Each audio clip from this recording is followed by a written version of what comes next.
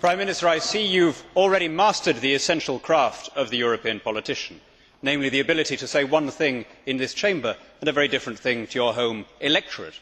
You have spoken here about free trade and amen to that. Who would have guessed, listening to you just now, that you were the author of the phrase British jobs for British workers, and that you have subsidised, where you have not nationalised outright, swathes of our economy, including the car industry and many of the banks? Perhaps you would have more moral authority in this House if your actions matched your words.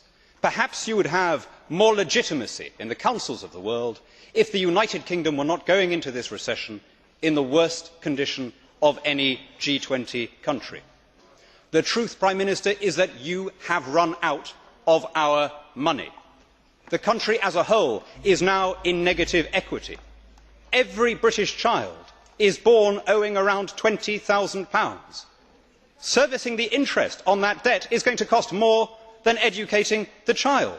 Now, once again today you try to spread the blame around. You spoke about an international recession, international crisis. Well, it is true that we are all sailing together into the squalls, but not every vessel in the convoy is in the same dilapidated condition. Other ships used the good years to caulk their hulls and clear their rigging, in other words, to pay off debt. But you used the good years to raise borrowing yet further. As a consequence, under your captaincy, our hull is pressed deep into the waterline under the accumulated weight of your debt. We are now running a deficit that touches 10% of GDP, an almost unbelievable figure. More than Pakistan, more than Hungary, countries where the IMF has already been called in. Now, it is not that you are not apologising. Like everyone else, I have long accepted that you are pathologically incapable of accepting responsibility for these things. It is that you are carrying on, wilfully worsening our situation, wantonly spending what little we have left. Last year, in the last 12 months, 100,000 private sector jobs have been lost, and yet you created 30,000 public sector jobs.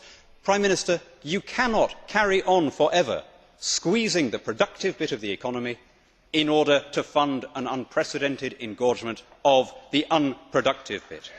You cannot spend your way out of recession or borrow your way out of debt.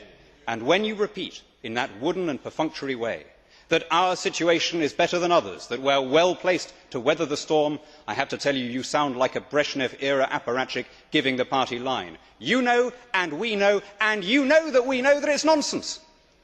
Everyone knows that Britain is worse off than any other country as we go into these hard times. The IMF has said so. The European Commission has said so.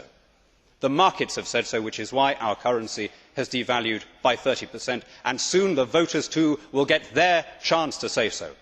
They can see what the markets have already seen, that you are the devalued Prime Minister of a devalued government.